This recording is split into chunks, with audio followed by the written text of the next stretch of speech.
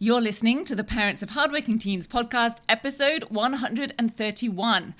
Does your teen plan every extended response? Whether it's a 10-mark exam question, a 2,000-word essay, or a research inquiry or report style assignment, because what I'm seeing right now are way too many students going headfirst into essays, reports, speeches, and extended responses without properly planning.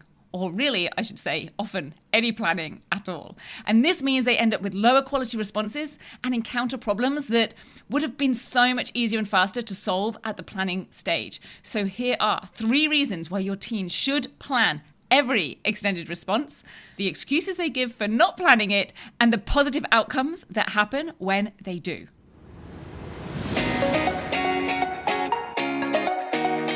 I'm Katie Jones, and with over 15 years in education as an award-winning high school teacher, international external examiner, and as a study coach, I've helped thousands of students skyrocket their results and confidence. And this podcast is where I share all my insights, tactics, and tips with you, the parent, so you can help your hardworking teen get happy, smart, and successful in their study, and have you both enjoy the journey along the way.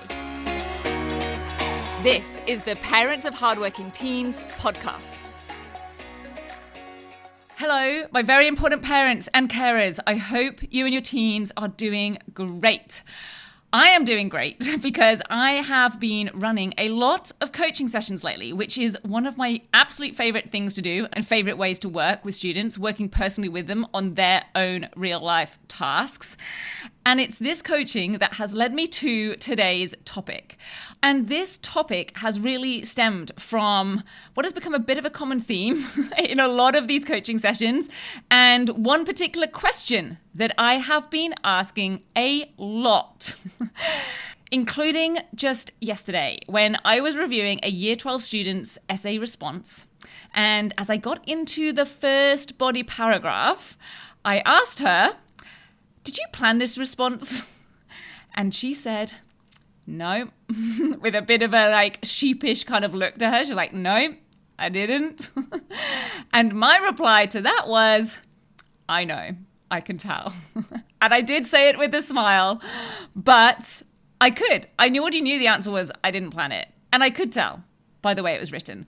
Now, yes, that is a little bit blunt, but I always try to deliver my honest feedback with kindness, and I always explain the reasoning behind it, because this wasn't a terrible response or anything like that, but it is so obvious when a student has decided to just get stuck in and start writing.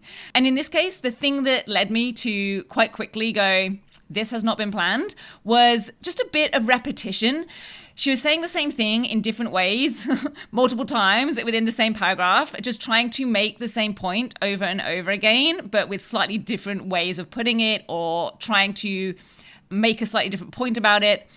But the other things that I also see in students' work, and maybe this is happening for your teen, are things like a lack of structure in terms of the order of or the linking of their points that they're making, or also what I would sort of call a lack of focus, where things just get a little bit rambly or a little bit waffly and things kind of lose their way. And maybe sometimes at an extreme, they kind of end up making different points or arguing a different stance or position.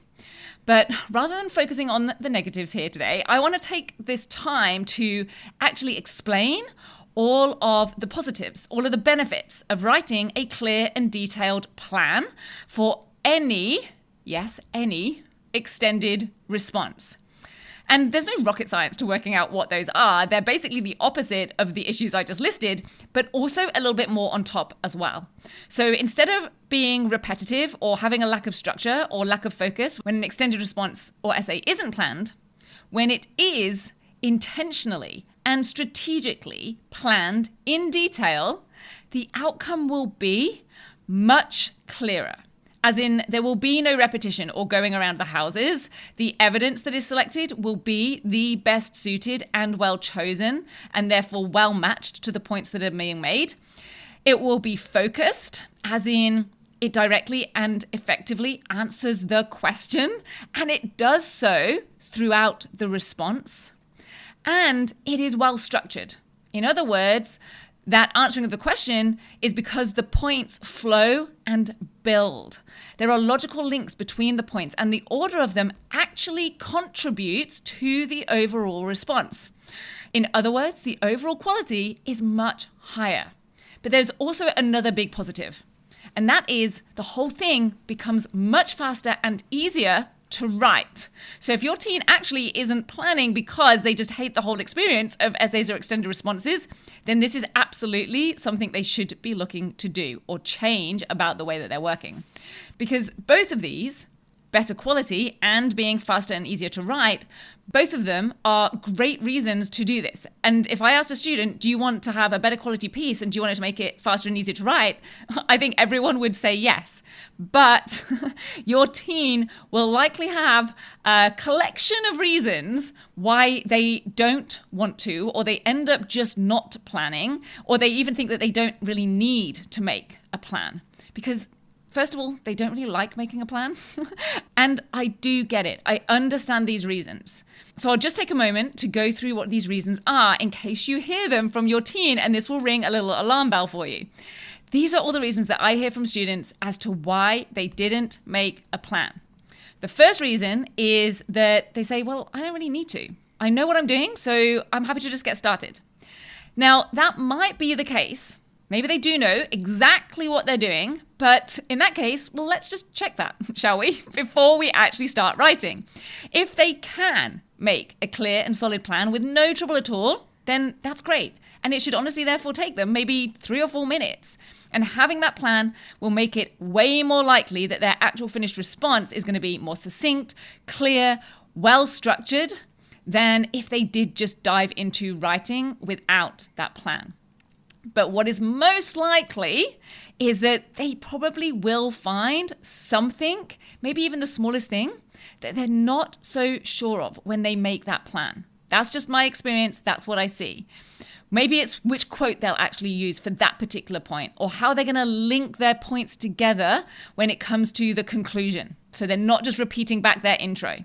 And if any of those things crop up, which they often do, then this planning stage is the absolute best time to be aware of them, because this is the time to take action and figure them out before we start writing. And this brings us to reason number 2, the second reason students don't want to make a plan. And that is they're maybe not clear or confident on actually writing that plan. So what happens is they kind of optimistically think, it's just going to come to me while I'm writing. I'm just going to start writing and I'll figure it out as I go.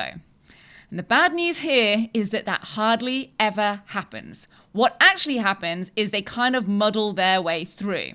And if something does come to them, or they do kind of figure something out as they go, then it actually might mean that a different order of points or a different piece of evidence perhaps would have been better somewhere along the way. Because honestly, it's highly unlikely that the missing piece, that part they were unsure of, is just going to somehow come to them, and it's going to come to them at the exact right time, and it's going to be the exact perfect fit in amongst everything else that they've already gotten down. I know that sounds harsh, but it's true.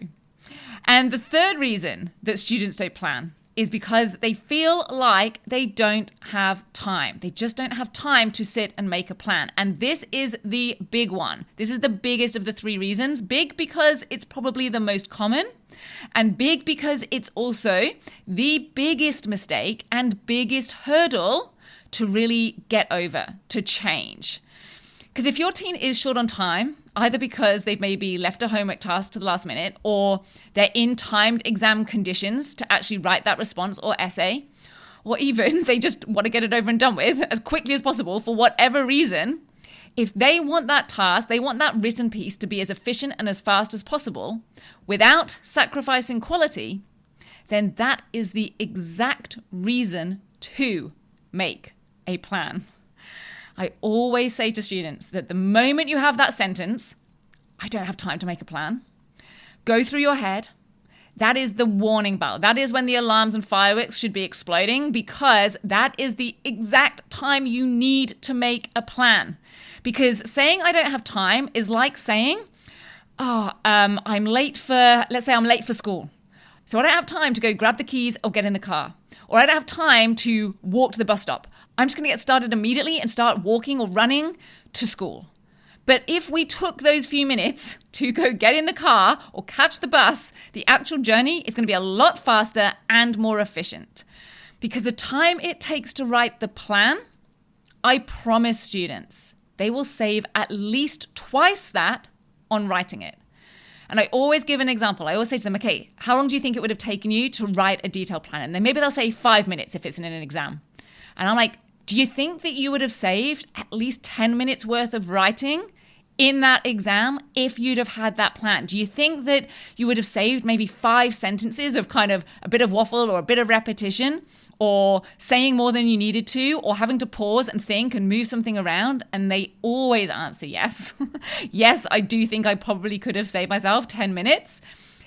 And if they're doing an extended task in class or for homework, let's say they even spend 30 minutes properly planning.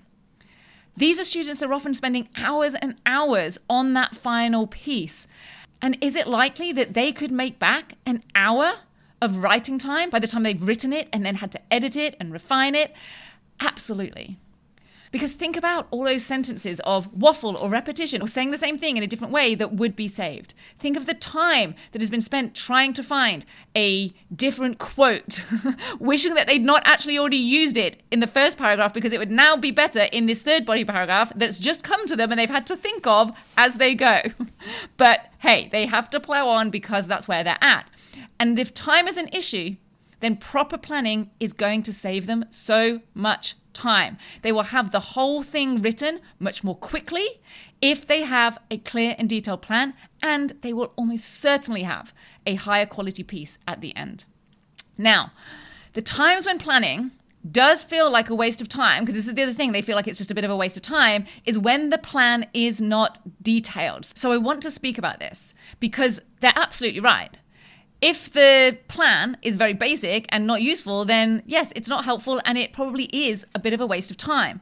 So it cannot just be the types of plans that I actually see written very often, which then become the argument for why they're not helpful, which is they just give like a bit of an intro sentence. They put the point that they want the whole essay to be about, and then they literally just list out like body paragraph 1, and they just put a note of what they're going to write about, like literally maybe a word or a short bullet point. And then they do the same for body paragraph 2 and 3. And that's okay because at least they do know now what their body paragraphs are going to be about. But what it actually needs to include is what the actual response or thesis statement or contention or hypothesis is. That needs to be clear in that introduction. And then for the body paragraphs, your team needs to have the explicit point or topic of each paragraph. And they also need to know exactly what evidence or quotes they're going to use to support those points. It's probably going to be 2 or 3 per paragraph. And they also need to know what order they are going to put those in and how those link to the focus of the question and how they link together, how they're going to structure and order those paragraphs. What is the most effective order for those points and evidence to be placed in to actually build the argument or points? And even how they can link together to say something more in the conclusion than just repeating back the intro. Now notice that I did not say something new, I said something more. They don't want to bring in anything new into that conclusion. That's absolutely right. Most students know that. But something more like the whole is greater than the sum of the parts, that is what they want to be aiming to do. Now, that honestly is a whole other podcast episode. I've literally delivered a whole tutorial on what to do and not do in conclusions and how to make it more sophisticated than just sort of repeating back stuff that's already been said. As I always say, you can't get the same marks twice. So a conclusion that does that is going to be fairly pointless, apart from the fact that it just means they've got a conclusion and it isn't missing. But I won't get into that now. All I really want to get across here is this importance of planning. The benefits that students get when they do manage to go against their inclination or habit to skip it, and the pitfalls that can happen when they don't. So if your teen wants a higher quality essay or extended response, and ideally would love for it to be easier and faster to write, then a detailed plan is absolutely key to helping with that. Because who does not want easier and faster and a better result. In fact, I think that could actually be the definition of what strategic and effective study is. So, on that note, I hope you have a brilliant rest of your week. I will see you back here next week for another episode and very likely another real life example to share with you as well, because I have a lot more coaching in my plans. I'll see you then. Take care. Have a great week. Bye.